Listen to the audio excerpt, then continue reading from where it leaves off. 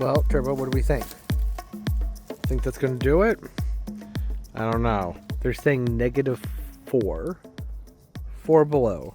Fahrenheit. Yeah, well, we'll see. Each one is double bagged. Tomorrow, I'm going to come out with the leaf blower. I have a big pile of leaves. I'm going to blow them up. Try and get as much of that down into this area as I can. And kind of hope for the best. And as far as snow goes, they're saying anywhere from 0 to like 14 inches. Huh? I guess we're going to see what happens. Oh, hey, what's up, garden friends? Jeff here. So hope you're doing well. I'm great. It's dark. Spent my day prepping the garden. Getting those lights put on the hedge. Those are C7 lights. C7s are great. They put out a lot of heat. Got a barrel thrown over this sable miner. Little greenhouse. Popped over this one. I may end up putting some string lights inside of those tomorrow. This needle palm I'm not doing anything with. That one's my control. I haven't protected it in years, and it's been okay, so I don't know why I'm protecting the others. The others have just gotten so big that it would be a shame to not protect them. So those are both double bagged. And I have the water shut off and drain the water out of that bird bath. I need to take this inside. Christmas is over. But it's just so pretty. I enjoy looking at it, but I should take it in. The lights, I'll leave those on. It's nice, especially if we're going to get a bunch of snow. That's going to be pretty. Build a fire and enjoy that. I'm not going to be doing that. Not if we have 8 inches of snow. I'm not going to be sitting out here with 8 inches of snow on the couch. Yeah, I don't know. I'm mostly, if I have any concerns, then they're mostly about the greenhouse. Except hope for the best. I have 2 heaters in there. I have a propane heater I could bring out if we lose power, which I don't think we're going to. We're not in the ice path. I know a lot of you are in the ice path, and I'm very nervous for you. South of us, it's where they're predicting like up to 1 inch of ice right now. I don't know. We're still a couple days out, so who knows what will actually happen. But that's what they're saying. Yeah, it's going to get pretty nasty. So what better timing than now than, right, let's do a garden tour.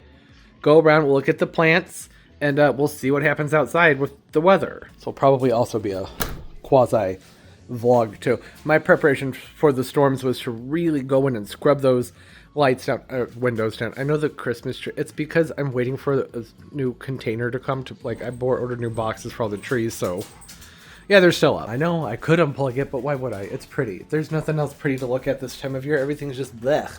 No, we will see what happens. And I don't know, I'll pick up whenever the weather rolls in, or maybe out in the grow space. I kind of figured I'd wait and we'd do the snow thing first, see what happens with the weather out there, and then go have a look at the grow space. Because there's a lot of work to be done out there. It's work that I've been like letting pile up for the last several days because I was like, well, if it's going to be single digits and negative digits and then all the snow for a few days, then I'm going to want my projects to work on out there in the grow space. So just some repots and things like that. So I'm not going to bother with any of showing any touring anything out there until I get some more work done. So we'll probably just pick up and see what's going on outside.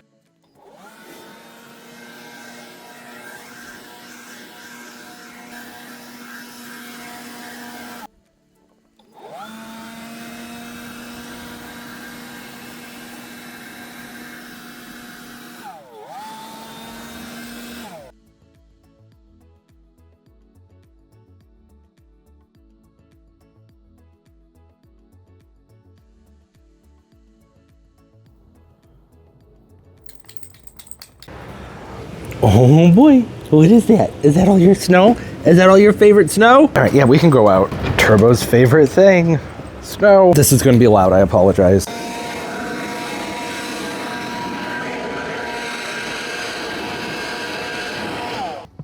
That was more effective yesterday before the snow had a chance to sit around. Gosh, he is so happy right now. Turbo's favorite thing, getting different reports about measurements. Some places are saying 14 inches, some places are saying 9. I measured a little while ago with the, the ruler. It was over the ruler, so I don't know, around a foot, something like that. Yeah, I figured it was probably a waste to do that. I did that all day yesterday. You can sort of see the indentation here of a path. He's so happy right now that I had to come out here to the greenhouse, which has been doing a good job at melting off the snow. By melting off, I mean the entire thing is frozen solid. That's all right. It held the cold in. It's warmed up also. It's up to 10 degrees, so that's great. These boots are nice. I forgot how much I like these boots. And yeah, 10 degrees out and 67 in there. And that's because of leaving things on top. So yesterday I came out every couple hours and I was blowing the roof off because I didn't want all that weight on there. But then when I went to bed last night, I was like, all right, we just got to hope for the best, because we were supposed to get an additional like 6 inches last night, which we didn't. Maybe another 3 or 4 last night. That's what it seemed like. It's still snowing right now. But it's warm enough in there that it was melting it down and just turning this thing into basically a big igloo. I did have to add a third heater in there, and that's just temporary. That's just to get us through the next like 3 or 4 days where we're having these lows in the single digits. And tonight, negative, they're calling for -6. 6 degrees below is what they're saying is going to be tonight. That's going to be fun. Then I got my hand warmers. But that's supposed to warm up. It's supposed to be like 2 and then 14. I think we have a few more lows where it's going to be like 5 or 6. But hey, it held up. This is the ultimate test, right? This weekend and, well, tomorrow. And I'm sure at -6, it'll probably drop into the 50s in there. But before I had the third heater in there, we were getting readings around 50, which is fine, but I was uncomfortable with that because at that point it was only about 10 degrees outside. I was like, we need it to be higher so it has more room to drop when we hit the negatives. The snow insulates. That helps. So even though I was trying to blow myself a path out here yesterday, I was still letting it pile up. That's creating a nice seal around the edge, all the way around the edge. I think that's what's helping to hold the heat in. Come over this way. This is fun. This is so much fun. We don't get this much snow very often. That is not a foot. But I was blowing this off yesterday. The whole patio, I kept going across and blowing it off so Turbo would be able to make it yard more easily. The needle palms, they're good. Okay, you gotta move, Turbo, you gotta move. I bagged up the baby Grand Magnolia. It's a zone 7. We're supposed to have negative temperatures, so I figured may as well. It's hopefully fairly protected just by being in between the 2 needle palms. I don't have temperature sensors in these guys. I used to do that, but you know, the sensors are like 30 bucks a pop. And the last few years, they haven't been lasting for me. So I'm not using them that much. I have the one in the greenhouse, one outside the greenhouse, one in the grow space, and that's it. I used to have tons of those things because they lasted forever, but that's not the case anymore. Oh, that's so pretty. It's a dry snow. It's not super sticky, so it's just blowing all over the place. They're having some trouble clearing the roads because of that. Yeah, that reminds me of Wyoming. I used to have family in Wyoming, and clearing the roads was always a fun thing out there because it didn't really matter. The snow would just drift right back onto it. There's been some of that out here.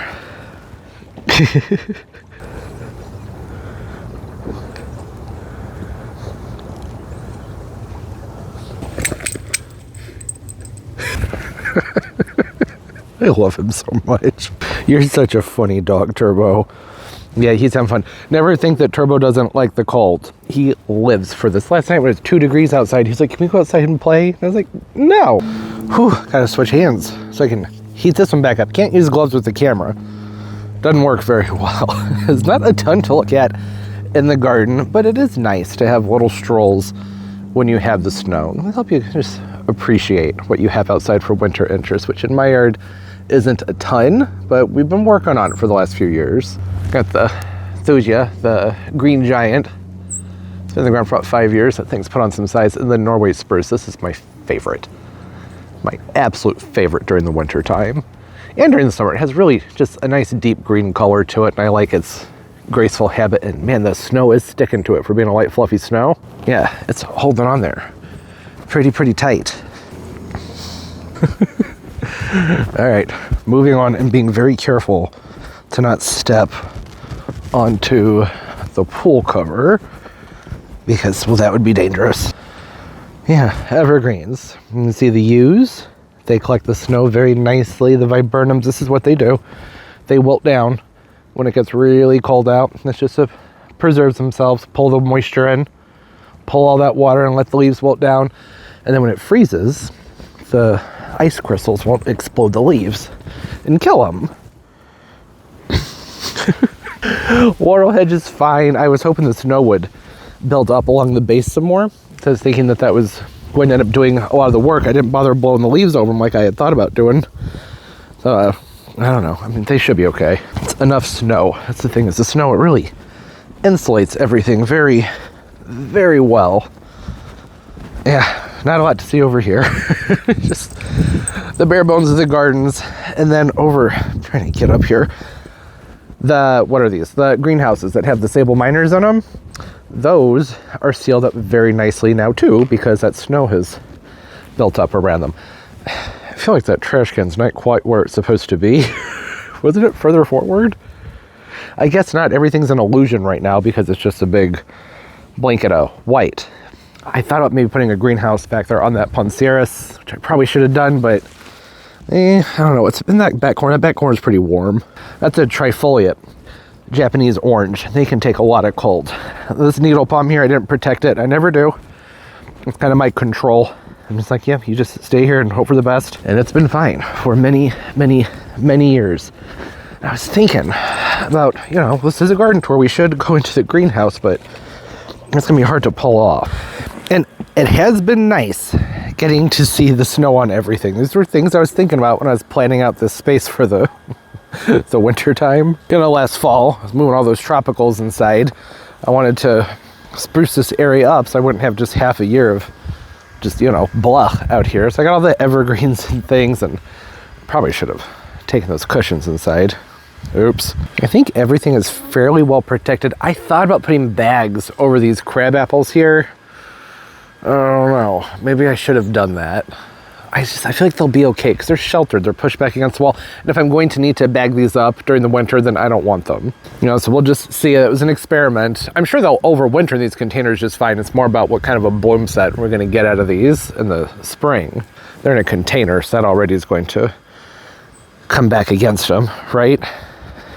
Less flowers when they're in a container. So as far as going into the greenhouse goes, I think we're going to skip that, because to get in there, I'm going to have to disrupt this lovely seal that's been made right there. And like I said, -6 degrees below zero tonight, Fahrenheit. I think I should just leave it be. So I don't know, maybe we'll pop in there towards the end of the video. For now though, we can just go have a look at what's going on in the grow space with the heat. That'll be nice. Oh, it's so pretty. It's so stinking pretty. I love the snow. I remember that whenever people go, why don't you just move? I don't want to. I like the snow. I like the seasons. I like it here. Get to have your cake and eat it too. You just need some cardboard boxes and a greenhouse and a 10,000 watt heater in your garage and a 700 gallon pond to water the plants with. It's totally doable. Where'd the rug go? What's that doing over here? Love the snow, hate the boots. Feels good to have those off. They're steel tips. I don't know, they're kind of heavy. Yeah, that's one of the things I like about St. Louis so much, is that we get some snow that you get to enjoy during the winter. Sometimes it can be a bit much, and a little bit much for the road crews to handle, but we still have so many beautiful, pleasant days too. It can be anywhere from 45 to even 70 during the winter. It's not a lot of those days, but we get them scattered here and there, so you get a bit of a break, a reprieve from the gloom. And then our spring through early to mid-fall, I'd say mid-spring to early to mid-fall, it's nice enough outside with the humidity and the warmth and usually enough precipitation that a lot of the tropical plants just do wonderfully outdoors. It's still cold enough that we can grow a lot of the conifers, right? We still have enough of the chill for that. We still have enough warm days where I can grow my gingers and things like that. We're almost right in that perfect sweet spot, you know? I would say I would be like a little bit further south, weather-wise, that is.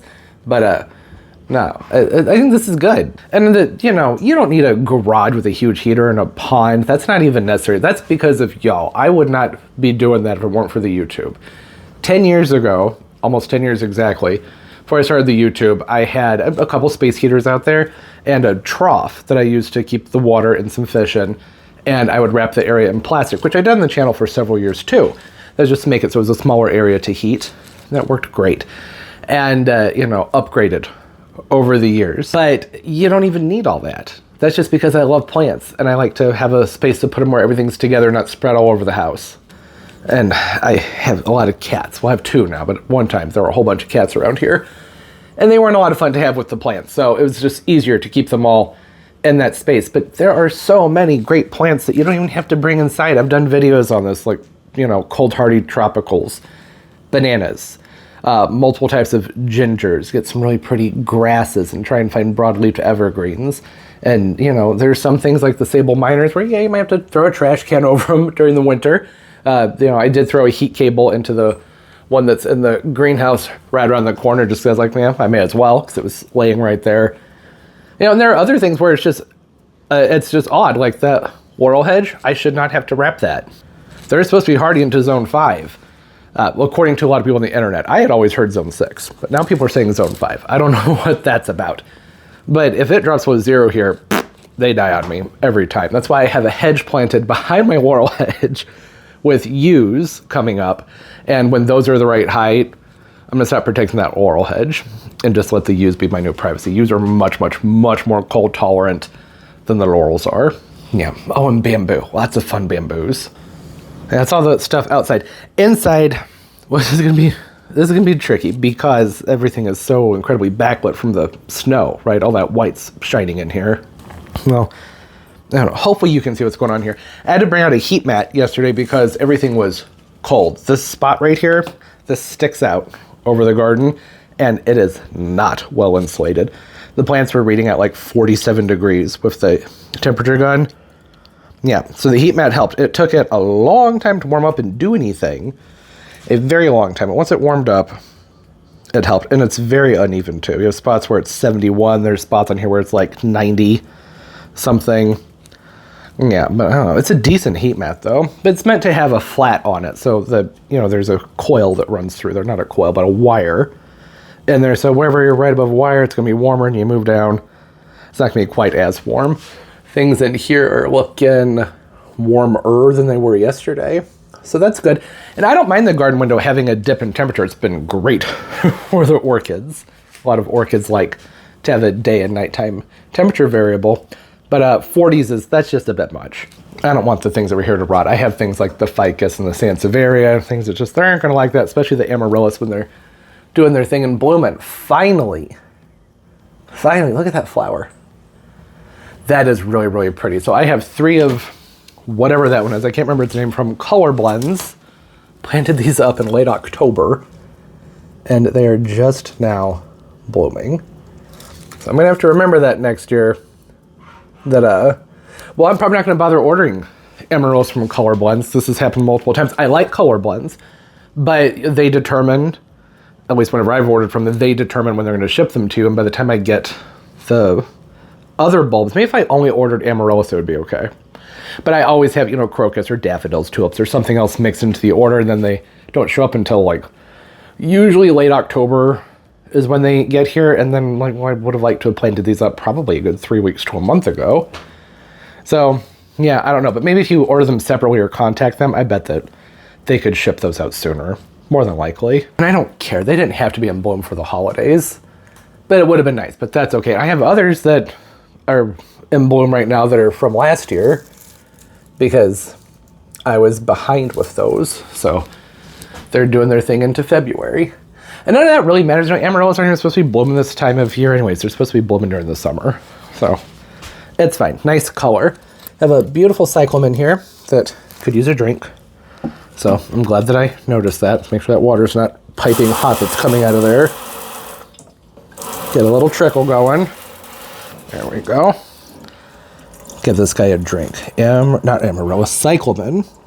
They are not very forgiving of drying out. You don't get a lot of time. So as soon as you notice they're dry, it's smart to go ahead and give them a water. That's better. This Mongave looking beautiful. This is a night owl. Night owl Mongave. And then, I have a bunch of African violets, some begonias I've been propagating. There's a staghorn. Most of what's in here, usually little things I've been buying at random to use in terrariums and things, which I'm just realized I've been doing a lot of terrariums. I'm going to have to hide a bunch of those from y'all because those videos won't be out for, I don't know, another week or two, I think. It'll ruin the surprise. I have an orchid in bloom here.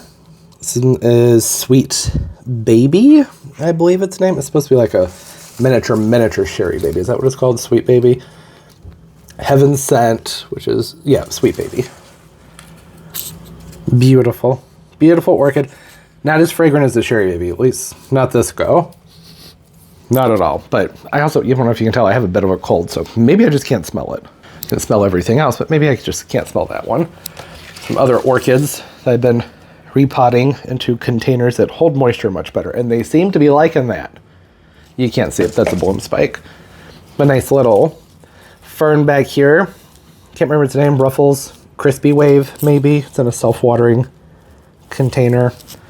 Janet Craig, ficus, and then my favorite of the Sansevieras. This is a Sayuri. Let me try and... Are you going to be able to see that? I don't think you're going to be able to see it. Let me get in real close. There we go. Now you can get an idea of the variegation on there. It's just a really pretty one. So things are really, really tight in here right now. That's not normal. It's not going to be like that all winter just with these extreme colds. I had to take everything from all the different spots on all the counter and just pull it together here onto this 4-foot long mat. Does that feel moist enough? I think that's okay. Actually, the cyclamen would be fine, not on that mat. I can scoot that forward. There we go. And I have a kombucha heater going from back here and over because the mat wasn't quite long enough, and I have a couple of things that I can't show you too closely yet, but they're sitting over here. Yeah, that's the houseplant in the garden window. That's horribly backlit and very pretty at night. Oh my gosh, the snow last night was so pretty coming through this window, or being viewed through the window. It wasn't coming through the window. You know what I mean? Let's go out to the grow space. Feels good in here. This is a big improvement from outside. I have an orchid to repot, and then we will resume the tour. I know, you're probably like, well, Jeff, why don't you just do that another time? Well, because I'm here, so we're doing it now. This is gonna be quick though. It's not gonna be a how-to. This is a pot called an Eva Solo. It was a gift. The string is flared. Try and put it in there in chunks. Helps keep it fluffy. So this is mostly sphagnum moss with orchid bark. There's some big pieces of perlite in here and some coconut chip. I don't always do the peroxide thing, but just these were so wet when I picked them up from the store. I'm gonna let that sit for just a moment and we'll pop them in here. See, there it is. Nothing too complicated. A nice little side quest. I have a few other things I'm gonna repot. I won't bore you with all that, and we can go walk around and look at some plants. I need to take my clippers with me. You can see there's some palms that could use some pruning. I don't think I showed you this one, did I? No, it was out there on the desk when I was repotting that other orchid. Really pretty one. It's the next day. I got that orchid potted up, and then a whole bunch of stuff happened that I had to take care of, which is fine. I mean, there's nothing else to do. We got, I don't know, 8 inches to a foot of snow on the ground. That, I don't know, I'm not going anywhere, mostly because it's cold. The roads are good here. We are very lucky compared to everybody south of us, which is also weird. Usually it's everybody north, and we're on the southern end. This time we're on the northern end, and people on the southern end are just buried in ice right now. Yeah, I moved the cyclamen over here onto the counter because I was like, oh, hey, you know what? That doesn't need heat. They don't need that. So I think it's better right here. Isn't that a beautiful one? Look at the variegation on that foliage. So nice. Really, really sparkly. Love the sparkle on that one. And then I also realized that I'd forgotten to talk about the Sansevieria back here, which is La Rubia? Yes, La Rubia. Pretty sure that's the name. That's a new one. And I have a video coming out later where I get that plant and I call it like Sunshine or something. That's not it. It's called La Rubia. Hopefully I'll remember when it's time to edit to make that correction. Hi, baby. How you doing? How you doing? How you doing? I know I need to put that mat away, but it's been nice having a fatigue mat on each side of the kitchen over here. Why are we zoomed in so close? Let's won't zoom out. Better? Much better. Where are you going? You want to go play in the snow some more? I was gonna go to the garage. You want to go outside? Is that a yes? I don't know what you want. Oh, he heard me say that. You need to go see your fish. That's what's happening, huh? Want to go see your fish? Okay, all right, let's go see your fish. What are you doing? You're the reason that got knocked over, isn't it?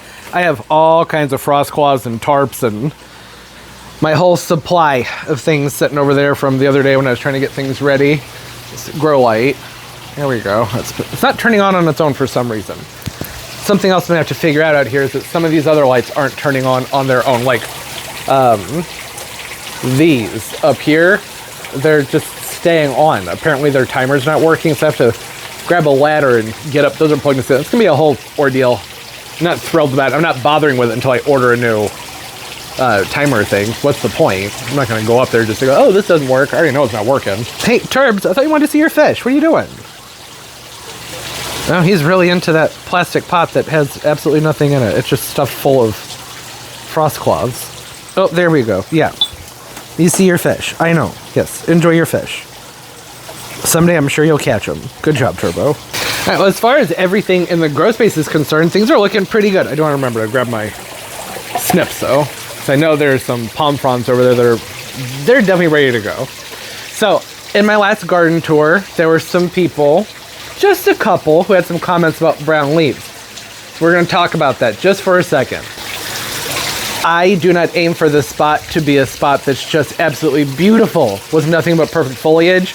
This is a working space. I try and make it look nice for the videos, but I mostly have the plants arranged to what makes most sense for their light, for their water, for their humidity needs, and access to pull them in and out for plants that need to be sprayed frequently, if I need to take something out and use a hose to spray it.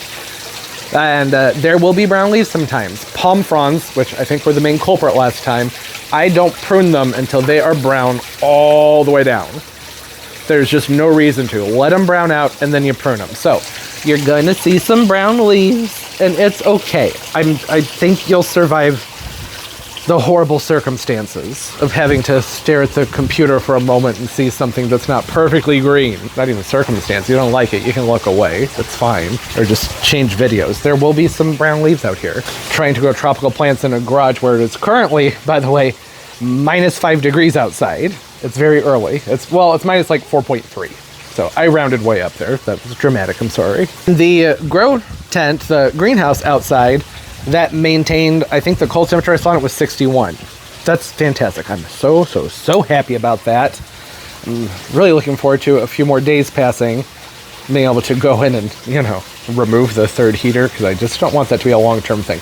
I'm cutting this basil back. In fact, I'm cutting it down below these two branches. I would like for this to flush out. This is at Emerald Towers. It's supposed to be really full, and it got pretty bare when I moved it inside. This was in my green stock, and I remembered at the last minute, it had already taken a little bit of frost. I was like, oh shoot, I should bring that in. So this is all the recovered foliage. It was just sticks. I thought it was probably gonna die, but it didn't. Basils can be tough when you give them some heat. That's everything we got off of it, and now I'm confident that it can take that prune and flush back out and be a nice full looking plant. On the basil topic, these are the Amazel basils. They got cut back in a video, I don't know, a few weeks ago, and this is all their new growth. They needed it. They needed a big prune. They got a repot and a big prune. Can iguanas eat basil? I bet he would enjoy this. I'm talking about. Of course he can eat that. He eats all kinds of greens, and he's had basil before. Things are doing well. That's going to be the broad scope of everything out here. Is things are doing well. I had some plants that had some dieback, and I gave them some cutbacks, and now they're starting to flush back out, like those basils, which I showed you in here. I think I showed you with the Amazel basils with the new pots. I have the poinsettias down here. They're starting to flush back out and look good. I had to reroot my vanilla orchid, and it is taking off very quickly into its new potting media. Begonias looking good. I have some begonias that are rooting back here, and a nice pot of ligularia down there, firefly ligularia. Those did not look good when I brought them in. I let them die back basically, and I just started them over. They seem to be enjoying that. Over here, these are a bunch of Monstera bourgeoisia albos. I cut them off my big one because I was like, this thing is just, it's running all over the place. It's scraggly. Let's just cut that up into a bunch of pieces. So I did that last minute when I moved these inside, and they root very easily and very, very, very quickly. I mean, this is already a nice sturdy plant. Look at this. This is only what is it? It's late January. So 2.5 months, and this cutting is rooted in there, and look at the size of that aerial root that's put out. And I didn't put this in any kind of sagum moss or anything like that. I was like, nope, you're just going into a loose draining potting mix, because that's usually how I do things with the deliciosas in this type of Monstera. This one over here is just, I mean, it's growing all over the place.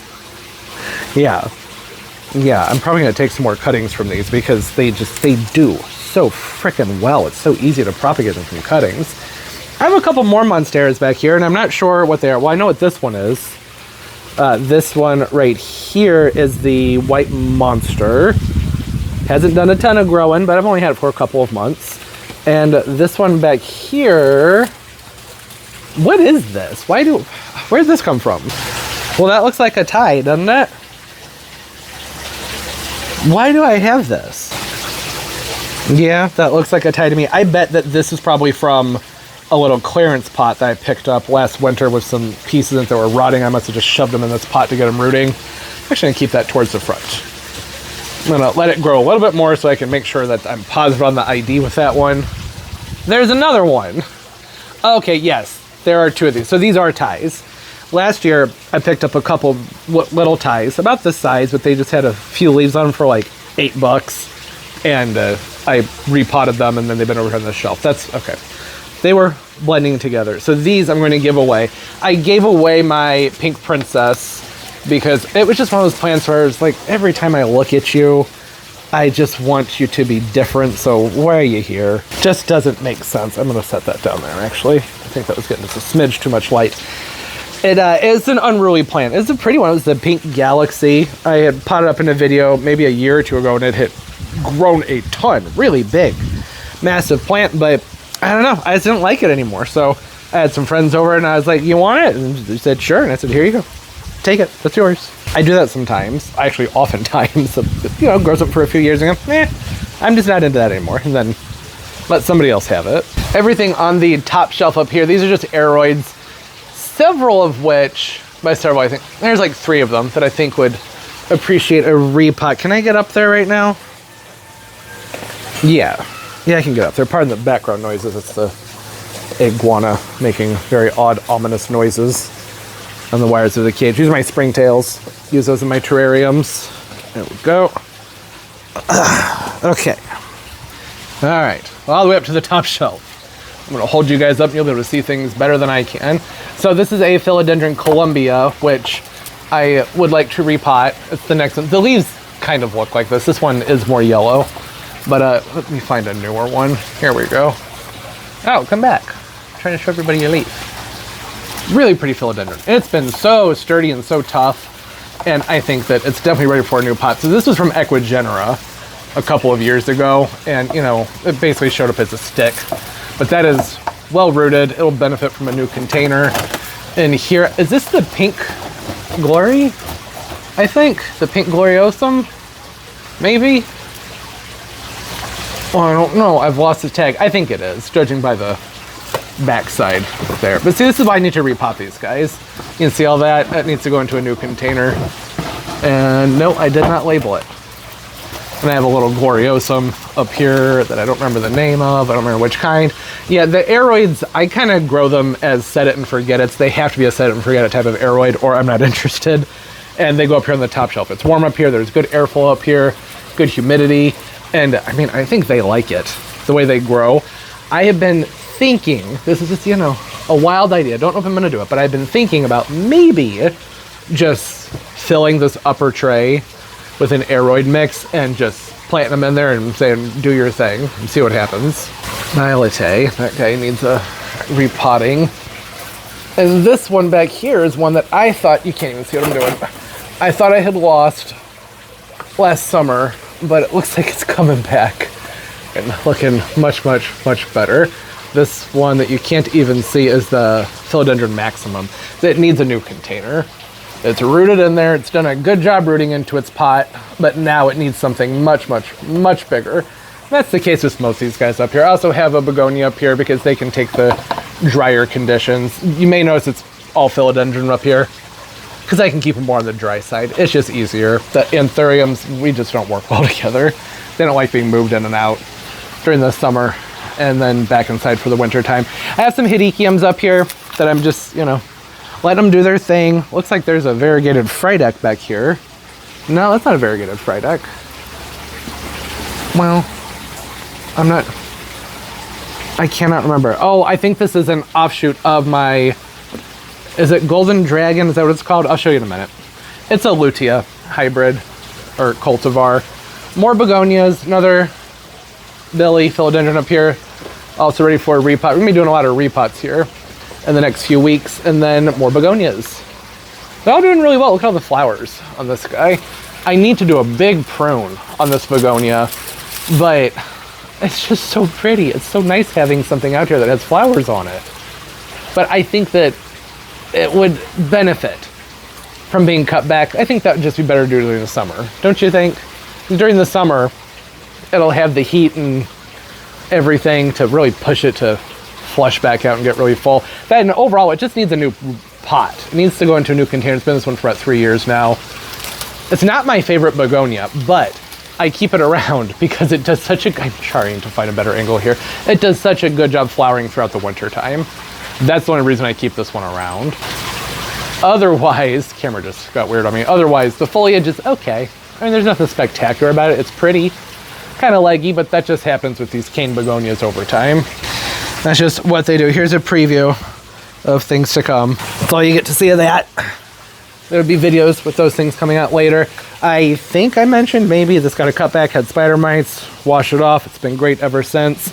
And I've been doing a lot of pruning in here because I have to. Things are growing so wonderfully on this shelf that I'm coming in here fairly consistently and having to prune back on these plants because, well, I mean, because of that. I mean, look at that. It's grown right into the grow light. And usually this is a Musa, Florida. Typically during the winter, these just sort of sit still and they throw up like 1 or 2 leaves.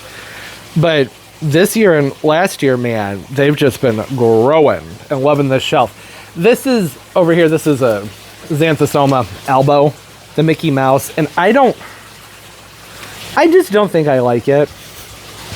I'm going to hold on to it and, you know, we'll get it into the landscape this year and see if I like it better out there. But I'm just... I don't know, just be a full leaf. It's the shape of the leaf. It bothers me, which is interesting because I like the Alocasia Stingray, which is a very similar leaf, but for some reason it bothers me on this one. I don't know. Look how great that Pachystaches is doing. So good. That's Pachystaches lutea, the golden shrimp plant, sometimes called the golden lollipop plant or just lollipop plant. It is loving life under the new grow lights. Same thing with the Scindapsus back here.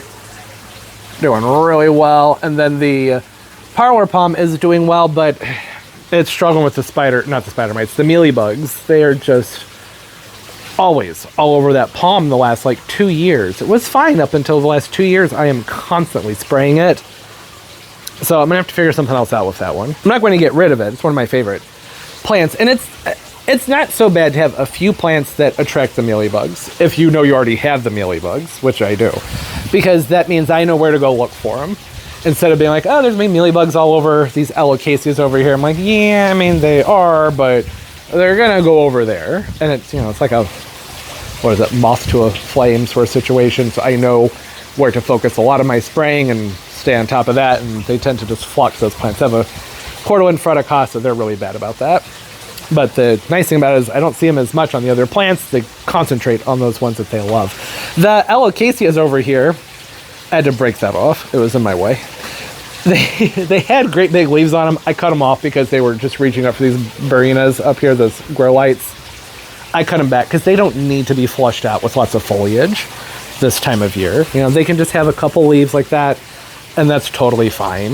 The hibiscus is looking scraggly because, well, the iguana and the tortoise eat on the hibiscus. So this one's taking a rest well, it will be taking a rest soon, and I will alternate back over to these hibiscus over here once they flush out. And then when those have been chewed down, this one will flush back out, and then I'll pull from this one as those regrow. You know, it's a back and forth thing. The mule palm has some freeze drying on the spear in there, but the spear's still moving, it's pushing out, so I'm thinking everything's fine. Still not great to see that, but I think it's fine. This is that alocasia I was talking about that I'm pretty sure, yeah, that's definitely what that was. So that up there is an offshoot from this guy, which is an Alocasia golden dragon. Yes, pretty sure it's a golden dragon. It's a lutea type, so it will get yellowing in the veins and really nice variegation. They have this heavy serration and rippling along the sides of the foliage. It's a really pretty Alocasia. I got this one, I don't even know. Well, it was sometime last year as a little plug. Then we grew it out over the winter, put it in the ground during the summer, and it grew really, really well. Got really bright, intense, vivid color. So at the last minute when I was moving plants, I was like, you know what, let's take it inside. So I dug it up, and I tried it in this container, which I've never used before for the Alocasias, but it seems to be working well. It dries out very, very quickly, and that's what we want. We want them to dry out quickly. It's been a good fit. I was nervous though, because this was just a couple of stems, and it did have some mush on it at one point that I had to cut off and spray a fungicide on, and it didn't open up this leaf until maybe 3 weeks ago. So I moved these plants in mid-October, a few weeks earlier than I normally would, but I was traveling the end of October, so I had to just bring them in. I didn't want to be out of town and find out that we're having a freeze and have all my plants die, right? So I want to be running around Southern California and, you know, all of a sudden the forecast in St. Louis goes from being 70 to 13. That would have been a problem. 13 is dramatic. You know what I mean? Random cold snaps and frosts. So it was a very last minute decision bringing it in. I got as much of the root mass as I could, but I just wasn't sure if it was going to rebound, because they usually need some heat or something.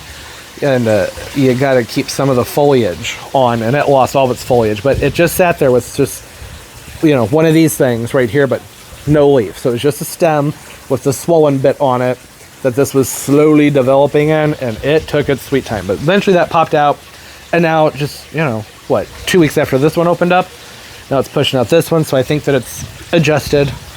It's found its rhythm. Should start to get some really nice growth out of it. The bottom shelf over here is mostly succulents, or maybe some rehab plants, or just really sturdy plants. So I have a geranium down here. It's just a fun one. Cannot remember its name. It's just a fun geranium. I have some caladiums down here from last year that are waking up. They're ready to go back outside. The outside's not ready for them to go back outside, but they're ready. And I think I can move this guy now. All right. Yes, I can. Finally. Yeah. Pseudoranthemum Black Varnish. That's the name of this one. This was another last minute pull. So I had this planted as an annual underneath the base of one of my palms. And I remembered, oh, those do so well inside during the winter time. So I did pull it, but it was very last minute. Typically, with plants that I'm pulling that something's been underplanted with, I try and pull them a few weeks before I'm moving them in. So sometimes I'll bring in my strobilanthes, the Persian shields, Tridescantia, caladiums, pseudoranthemums. I'll do that usually like late September, so that they'll have a few weeks outside with the natural sun to adjust to being into a container. With this, it's like, I just got to take it, and I ripped it out. And then it sat in a wheelbarrow for a week while I had to deal with a bunch of other things that got sprung on me out of nowhere with the garden. Some, you know, just having to handle some situations. And it was fine. I just kept it tucked into the shade, and it had soil around its roots. It just wasn't potted up. And when I brought it in, it just was not a happy camper. I've been waiting for it to get sturdy. It was real floppy. But it's getting sturdy now. Getting some of the lower sticks to flush out. So I would say that as I do some rearranging in here, which I'm going to be doing rather soon, this will make its way up to this shelf. Some of the plants that are up here are going to move down here. Plants that I was waiting to take root. So chances are the Albo Monsteras, they'll probably be moving down there. Actually, all the Monsteras will probably be moving down here. And then the front row of this entire tray up here is going to be more towards propagations. I'll get this guy put in the mix up there too. And yeah, the back of the shelf are all of my Mangaves and Agaves. Now, that's where they hang out for the wintertime. I keep them in the back because I don't water back there. It's easy to not water them if they're out of reach, right? And this whole entire tray, I had to do a reslope to it. It wasn't draining well, so I was worried that there might be some rot. But I think we caught it just in time, and I got a bunch of shims put underneath there, and now everything's draining nice and sharply.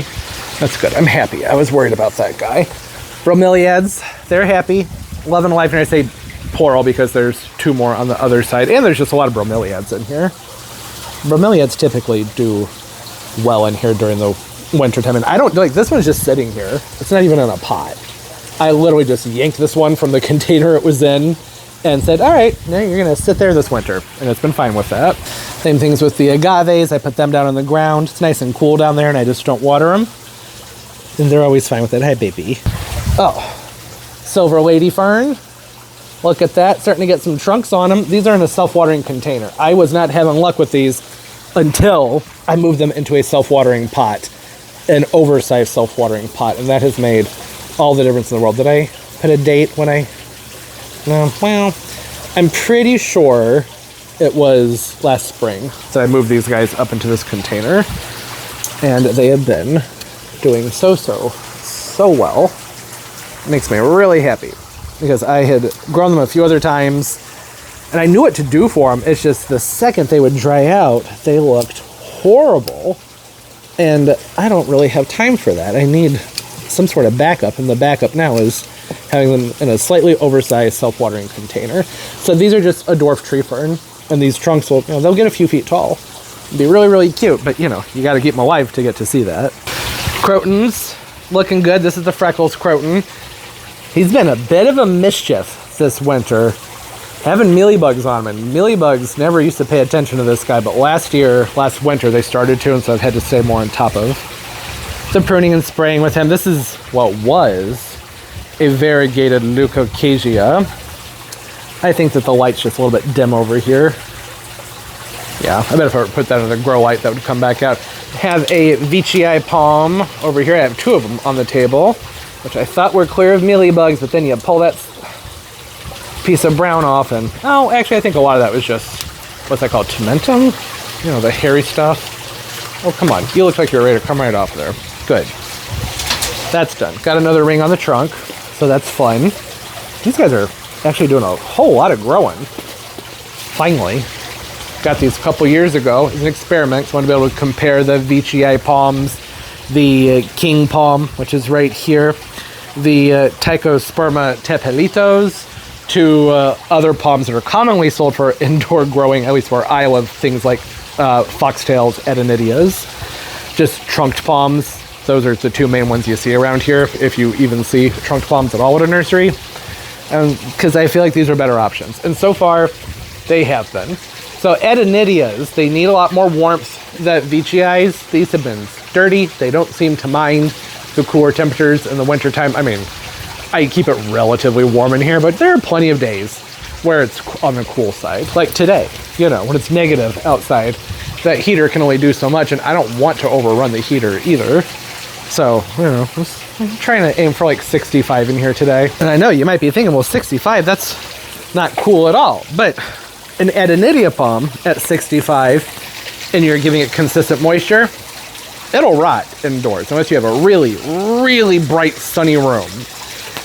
They're not going to do great with those conditions. These guys, there's one right here, that one in the back, they don't really mind.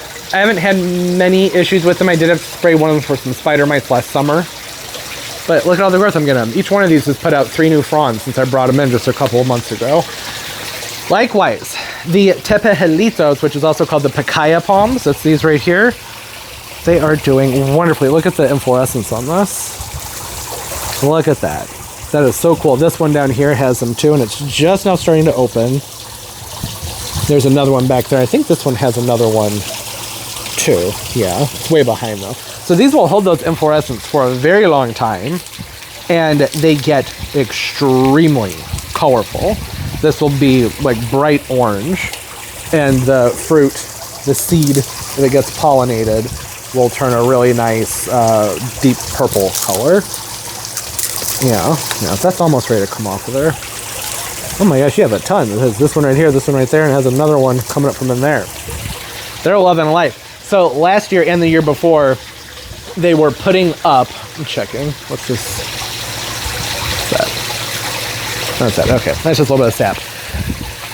What was I saying? Oh, they were putting out their inflorescence, these guys right here, the spears, but they kept drying up and failing. And they did that the first year too. And then I moved them, and this one got repotted into a new container with new mix.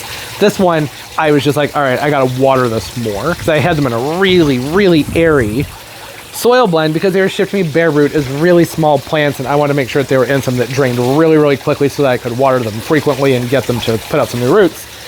But then the next year, I didn't move them into a container that had a different soil in it. So they just need to be watered constantly. Last year, repotted this one, did much better. This year, top dressed this one and worked a bunch of new soil and fertilizer down to the mix, and they're holding on much better to those inflorescences. So hopefully this one will open up and we'll get to see a really pretty display of some really nice color over there. This table in general is looking really nice and colorful. The anthurium is just loving it over here. Not really doing anything special with it. I think that there's just a good amount of airflow. It's getting occasional splashing from the water in there, and it's just, I guess, nice and warm. The grow light is all the way up there. So I'm shocked with how well it's flowering. Only a little bit though, because the anthuriums usually do well in here. There's another one that's back here that it's a lot of leaves, but you can kind of see the flowers back there too. So it's still flowering, and it's all the way back there, somewhat shaded from, there aren't even grow lights directly above it, and the nearest grow light to it's not even a grow light, it's just a shop light from Sam's Club. Yeah, I don't know. They like it in here.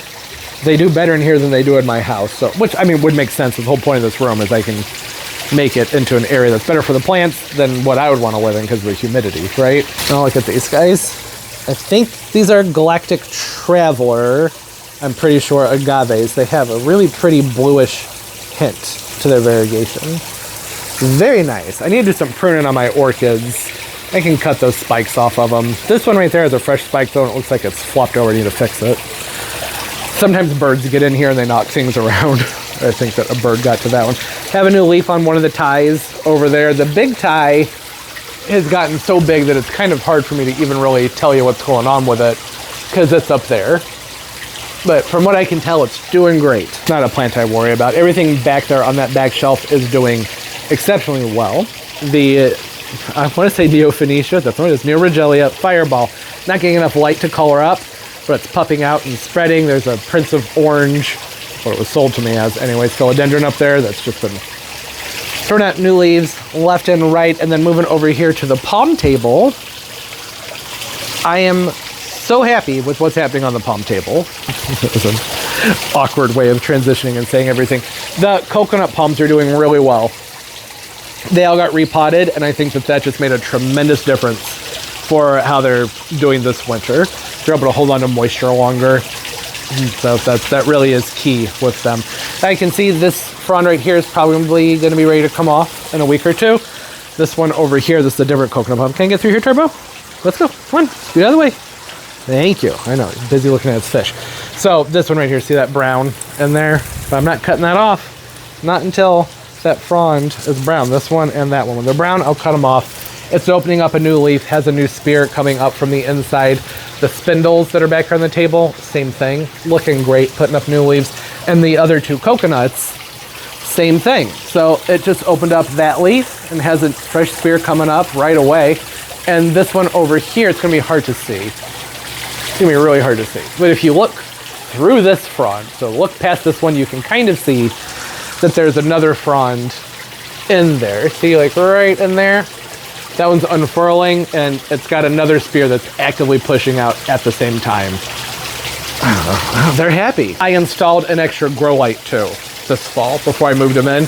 There's another grow light up there. It's the same one that's over here, and the palms over here have been doing really well underneath that one. So I've had it, and I was like, let's put it up there. I have another one. I can put that up there too and see what happens. I didn't think that they would do much because they're so far away from the plants. So that grow light's a good 5 feet up from the top of the foliage on these. And that's a good 8-9 feet from the surface of the table.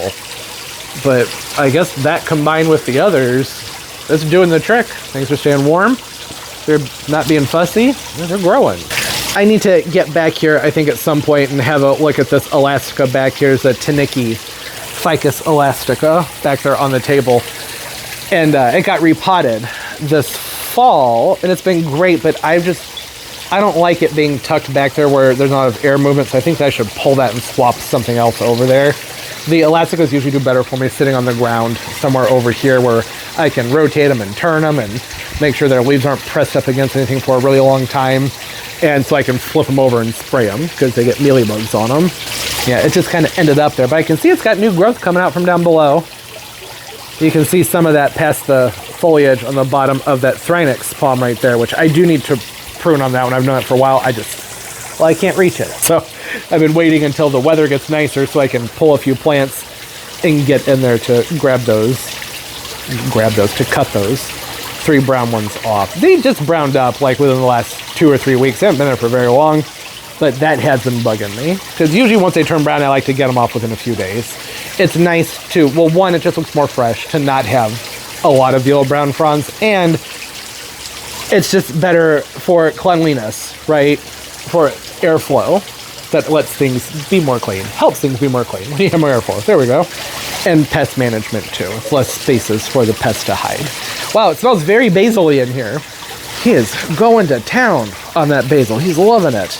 Down here on the desk, things are looking pretty good. These don't stay on the desk. I was just doing some repots. That's why there's, you know, soil and stuff over here. It's a wonderful Sansevieria, whose name I cannot remember. Cannot remember at all. I want to say it was one of the cylindrica, like one of the dwarf cylindricas. It needs to put some more size on it, and then I'll remember better. Awesome plants. I love the Sansevierias. So many fun ones to choose from. I know they're Dracaena now, but you know what I mean. The Sansevierias, the trifasciatas, cylindricas, all the different types. They're great. The fell right out of my mouth. What are you? Gymnoclasium, Mahavakia, right? Yes?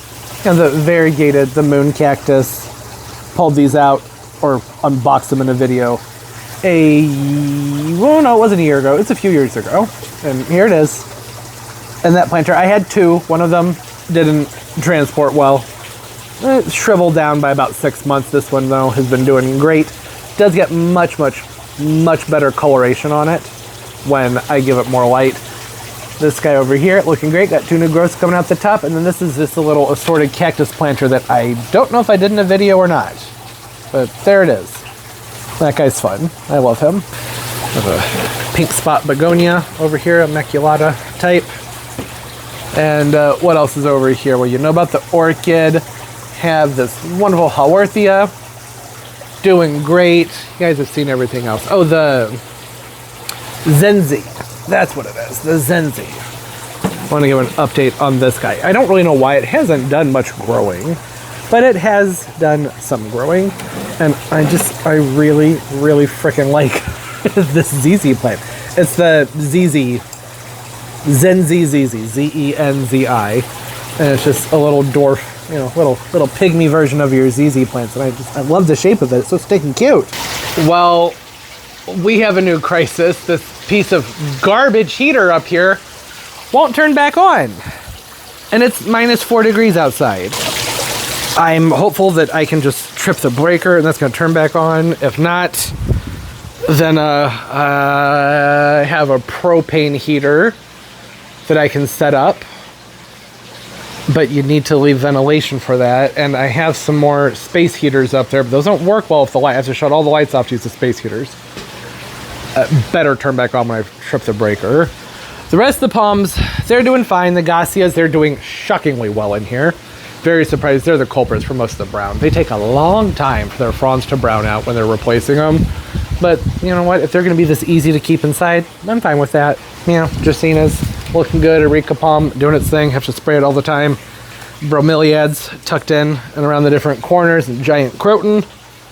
Doing great. Okay, I'm going to go mess with that breaker. And then I guess we'll go outside and maybe see what's going on in the greenhouse. Not today. I'm going to give a few days for things to warm up outside. Oh, look at that. Is this just how we should transition from now on? Just zooming in on flowers. Look at that. Look at the way the sun's hitting that violet. That is so beautiful. A couple days later. Oh, that doesn't want to show up. A couple days later. And the snow, well, it hasn't melted. There's still a lot of snow, but it's a little bit warmer, so we can go out to the greenhouse. Are you excited? Oh, you're gonna have so much fun. You get to go outside and play in the snow briefly. And that's what I thought. So he needs to play. I can't have him out here with me while we're in the greenhouse because he's going to run out that door, and that door's going to be closed. So I don't know. I'll pick up in a moment. What are you doing? What are you doing? Just laying there chewing on snow, huh? Well, I didn't put my boots on. I wasn't expecting to play Turbo. I'm sorry. Oh, no. He knows. How does he know? How did you know we were going to go in there, Turbo? Come on, we got to go inside. I'm sorry. Gosh, I feel like a monster. He just wants to go see his fish. All right, good boy. Don't worry. We'll play later. We'll play fetch in the snow. Okay, try that again. It's been a few days since I've been in here. I don't like to do that, but it just seems smart to not be opening and closing this door as much as possible when it was cold outside. Oh wow, it actually feels really good in here. Okay, work my way over here to the chair. It's getting hard to stand up in here because the Chinese fan pump, it's taking up a lot of real estate. Fish are good. That's good. Throw some food in there for them in a minute. Dripping condensation all over the chair. Pretty normal. How's the oleander doing? Got some buds. It's the awesome Pretty Limits. Guy's been very happy in here. I have had to spray this one quite a bit because it gets the mealies on it, but hasn't been too bad. Most of what's going on here is, it's just business as usual. Things are doing surprisingly well here. I'm sorry, it's like raining on me right now. Just all the ice that was up there starting to melt. It's a little bit warmer today. It's, I think, 19 right now, but the sun came out. So all the ice up there's melting and things in here getting really drippy. Yeah, plants are looking good. The Cordovan Fruticaceae being in here, that was an experiment. I think if we've been down to around -5, -6 at this point, and they did okay in here, then I'm going to say that we're probably good for the rest of winter. I hope. Now, the integrity of the structure being good for the rest of winter, I don't know. As long as this thing holds up, we're good. Had we not had all the snow, it probably would have been a different case. That snow, it made a good seal around the entire border here, and I did end up letting some of it sit on the roof here. Not much, just a little, because I wanted to collapse the roof. And that really helped hold some of the warmth in, big time, and it blocked out some of the draft. I went through and I added in a whole bunch of this foil, not insulation, it's kind of like thermal barrier, this stuff right here. I just have it pinched down all the way down to the ground because I noticed the day before the snow, I was sitting here, I was like, yeah, I feel a cool breeze running across my ankles. So I took that all the way down through there, brought that all the way over, and it does stop right there at the door. I really don't want to block the door. So as far as that goes, like I said, right now I have 3 heaters going here. This is just a little guy, it's a 750. And that's just temporary. In fact, I think I'll turn this one off today. And the other 2 are on a thermostat. So they turn off and on their own. That's been much better for, well, efficiency and, electric, right? They don't need to be running if it's nice and warm in here. Got some nice blooms getting ready to pop open on the olive. Well, hopefully getting ready to pop open, because it's had these on there for a little over a week. Yeah, it looks like some of them might be starting to open up. So that's good. It means the olive is nice and happy. I'm wondering what's going on over here in the green stock. We planted up a whole bunch of radishes in here, and they took off real fast, and then they stalled because, well, I don't know. I guess because it got cold. Yeah, they could look better. There's just not... Oh, you can't even see that. Here, we'll come over here. That's better. There's just not a ton of light in here for them. I know it's a greenhouse, but the time of year, the day lengths are pretty short, so this was really just an experiment. You can see, look at how long and leggy these guys are. Yeah, I could come in and start snapping off some leaves on some of these and thinning them out, like these guys right here. They have some nice growth on them. Not as much going on the further down you go. It's just surprising because I have radishes going all the way down. These are all radishes. And then there is nothing going on over here. All right, might need to reseed that one. That's surprising. Radishes are usually very responsive. Yeah, that's interesting. The lower layers, not much of anything's happening. Huh. And you can't even really see it. Maybe you can. I don't know. Just because I can't see on my screen doesn't mean it's not coming through on camera. There's not a lot going on in there, but that's not surprising. The day lengths are very, very short. The palms that are in here are just doing great. They really are. There's some brown that looks like it's ready to be cut off. These took some frost damage last fall, and it's just slowly doing its thing. Sometimes it takes a while for it to show up in the palms. And then, like the ones up top that are pushed against the plastic, they're probably going to have some damage from those 0-degree nights. I was very curious about these bamboo palms back here. They seem okay. I'm gonna have to give that more time, but so far they seem all right. They're having to adjust to being in here. They were in the garage and I brought them out here. I'm like, let's just see what happens. So far, so good. Transplanted some bulbs that were coming up from underneath the big windmill palm that's normally outside my patio door there. It's in the garage right now because, -5 degrees. And I didn't know if they were going to do anything, but it looks like they are. So all the bulbs were coming from that container because we've had such an incredibly warm winter. It has just been beautiful. I mean, up until this week. And this is beautiful too. I mean, I like this weather, but you know what I mean. It was very unseasonably warm. And I thought, well, let's just pull up some of these bulbs and pop them in here and have some color this winter.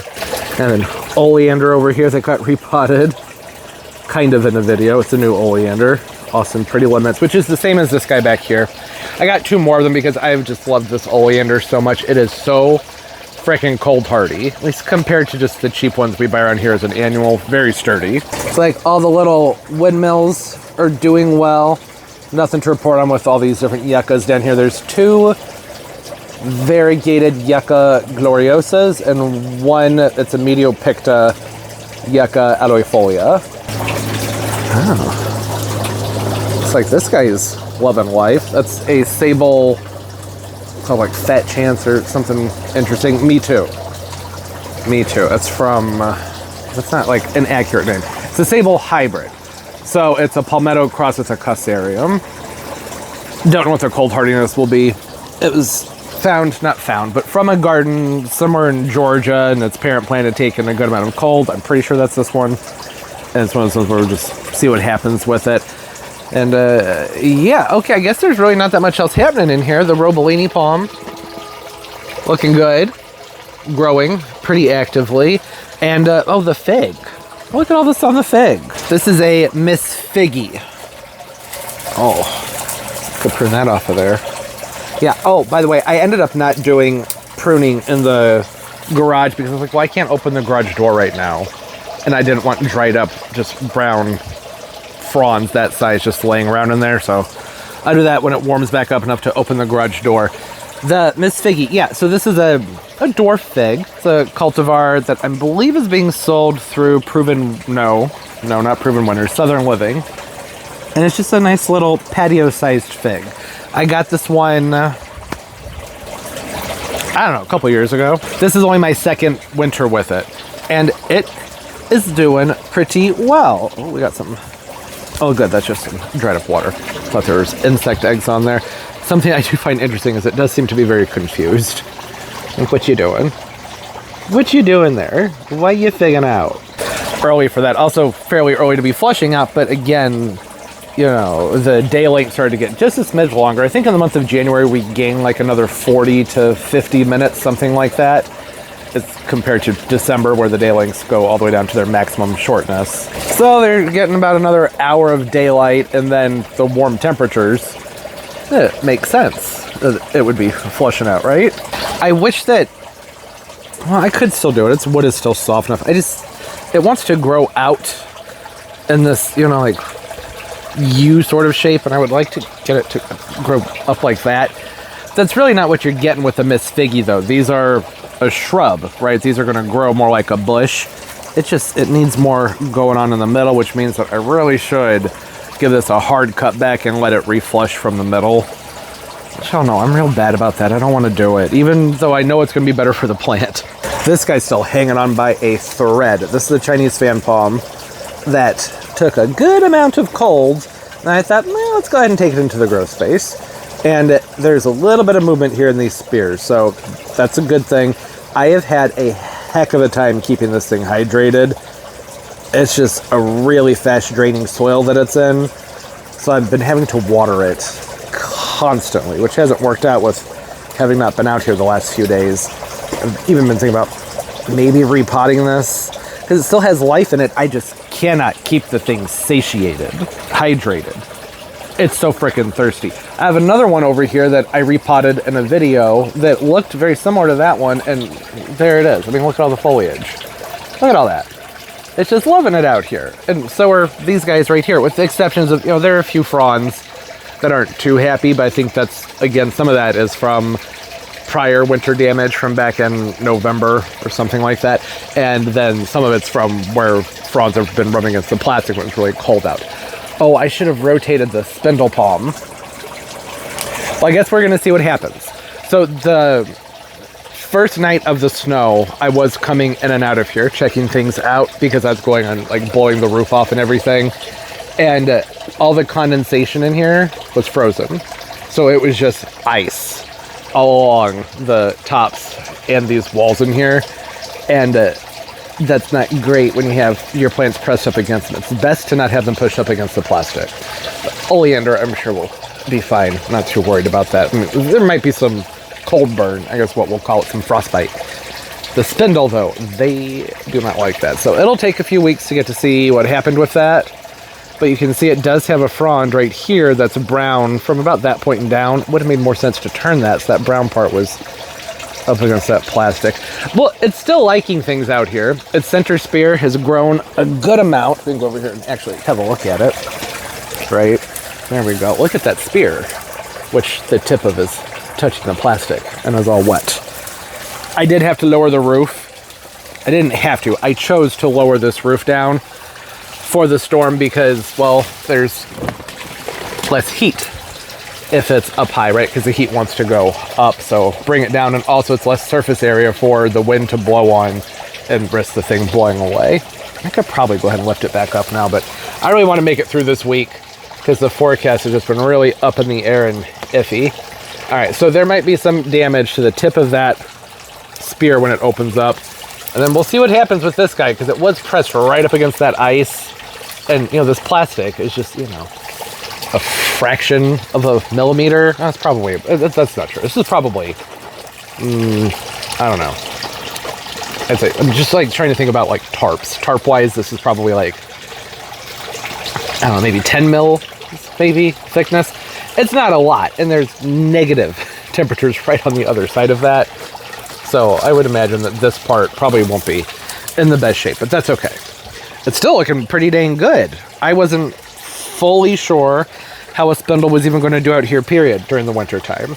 You know, last year in the greenhouse, I just did plants that I just wanted to keep okay. Like, I didn't need them to flourish through the winter time.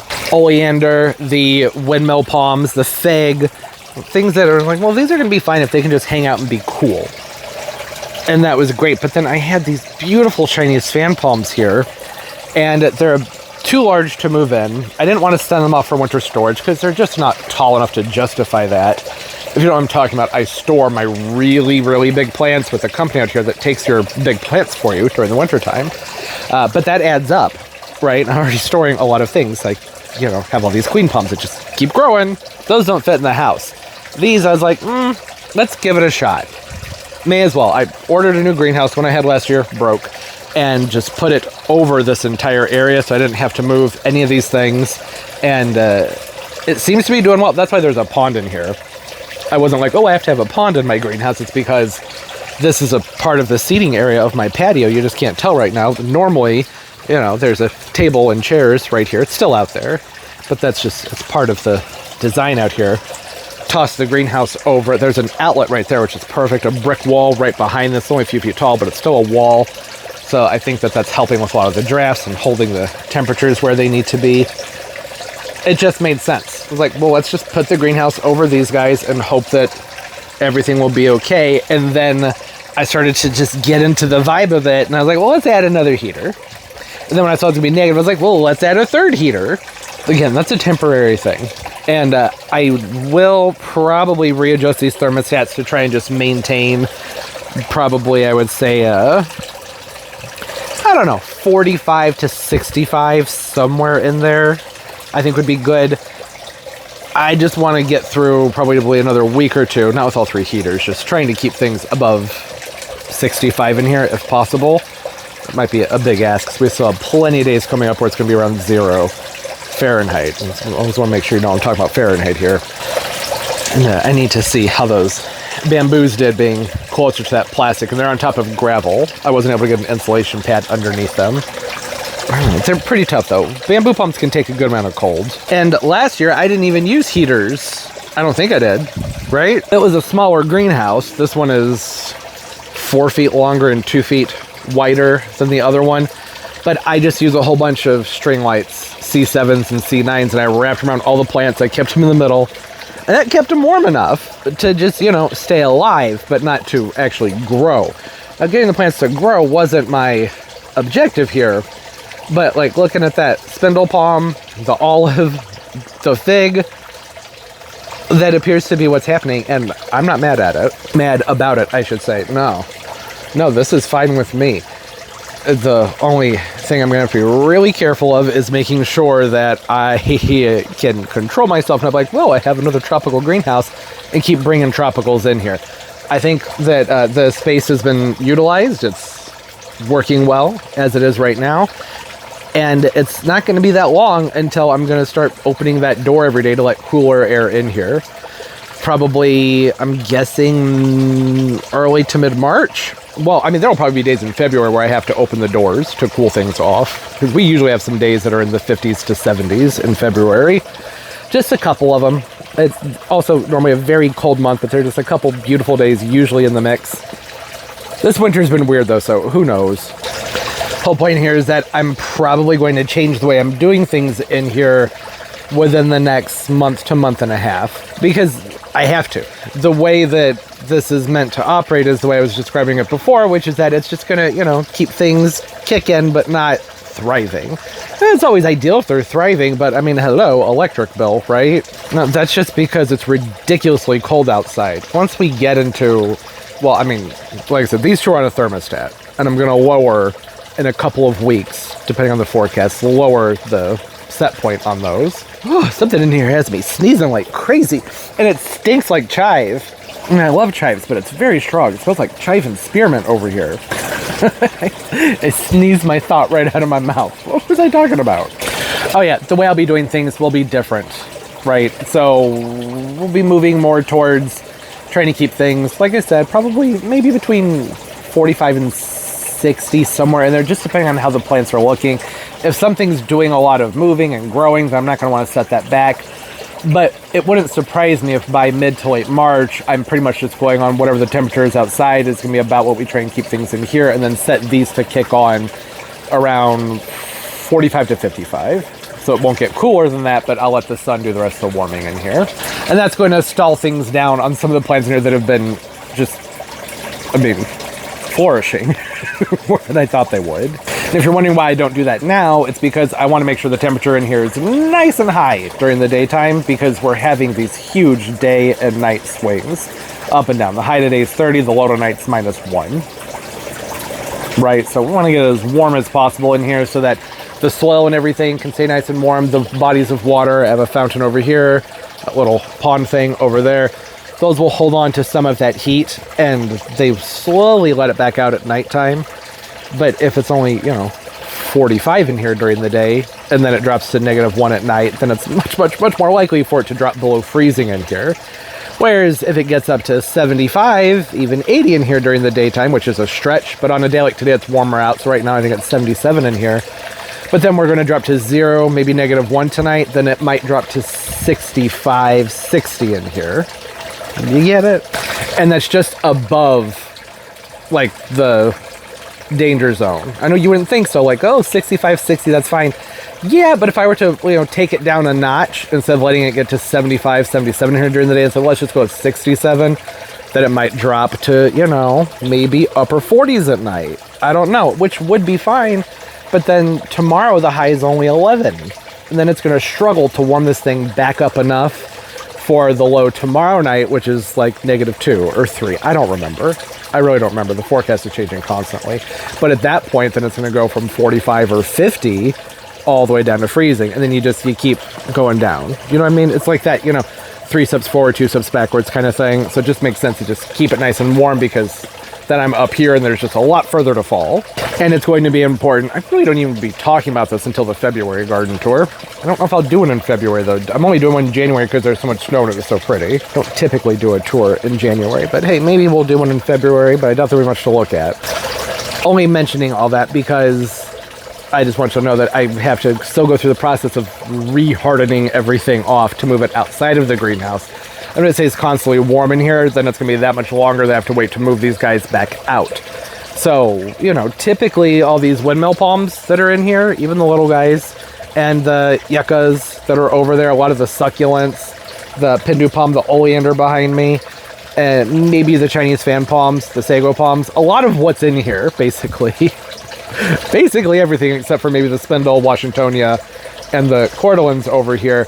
I would normally move those out probably late March, depending on the weather. Sometimes late March we have snowstorms, so you never know.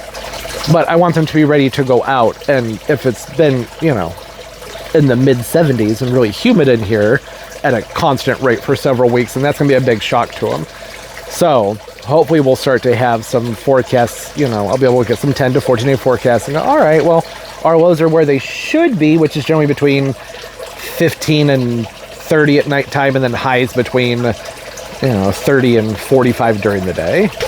Then I can start slowly easing the temperatures down, which is what I plan to do. That was a very long explanation nobody asked for, but I don't know, just felt like it was important to talk about the process of how I plan on doing things out here. Yeah. Wow, this has been a fun week. I've enjoyed the snow. I'm very grateful we didn't get all the ice. That ice, man, I know a lot of you who are further south have had it pretty rough. And got to put this greenhouse to the test finally. Just kicking the snow back up around it. There we go. All right, that should do. And that was something that I had talked about since I set this greenhouse up, was that I really didn't know if I was pushing it by putting some of these more tropical plants in there. I didn't really think that thin plastic would do much, but I think having it back there up against that tie wall helps an awful lot. And then I think the snow being around the bottom helped a lot. And then, I mean, come on, 3 heaters too, right? I mean, yeah, the 3 heaters, that is a very temporary thing though. That's only because it was so extremely cold. I mean, I just assume that everything that's covered up is fine. There's really no way to know, but they should be. Well, the laurel hedge is always a question mark. Won't know about that until, I want to say spring, but sometimes it's not until early summer that you start to see that damage that they took. But hopefully they're okay. If not, then there'll be a fun project going on that berm with a chainsaw, and then probably constructing some sort of lattice structure, because I'm kind of over it. The laurel hedge, that is, I'm over it. It's a lot of work and just, it's not that rewarding because they haven't been growing that well. The old laurel hedge was amazing. These new guys I planted up a few years ago, they're not that great. But I think this will be their 4th year in the ground, so maybe this will be the year and they finally take root and just start to grow and look beautiful. I doubt it, but we'll see. All right, hey, thanks for hanging out. Garden tour, just lovely garden tour, right? Needle palm looks fine. That snow does amazing things, insulates very well. Also, you can't really tell the cold damage usually on a needle palm for several weeks, so it might not be fine. It's probably fine though. Yeah, it probably is. All right, oh hey, I hope everybody's doing well, having a great day, great life, and it's going absolutely beautifully for you. And of course, as always, and most importantly, everybody, keep on growing. Gosh, I love that snow. So pretty. Bye.